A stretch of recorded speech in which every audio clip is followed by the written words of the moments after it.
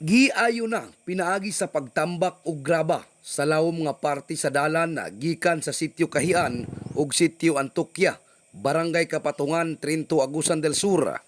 Kini human nga gireklamo sa mga motorista ug mga residente tungod sa lapok ug paglawom sa dalan gumikan sa pag-agi kanunay sa mga dagkong sakyanan kan sa usa ka pribadong kumpanya nga mao hinungdan sa pagkadaot sa maong dalan. Kahinumduman nga ang pagkadaot sa dalan nakahatag og kahasol sa mga residente, ilabi na panahon sa pag-eskwela sa ilang mga anak tungod sa kalapok niini.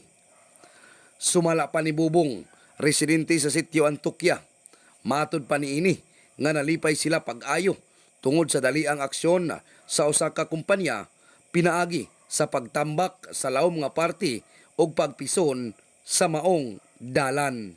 Siyempre, malipay po ang una-una motorista kay nayon ang dalan. Tapos ang kaning mga estudyante po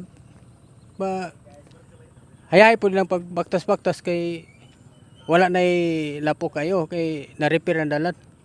Gikuhaan usab og habig sa Brigada News Team ang pribadong kumpanya apan no comment sila. Ang importante lang atud pa kanila nga ilang masunod ang ilang nasabutan sa mga barangay opisyal sa Barangay Kapatungan nga ilang ayuhon ang dalan matag simana. In the heart of changing lives, kini si Brigada Peter Loloy Abulok, Brigada News.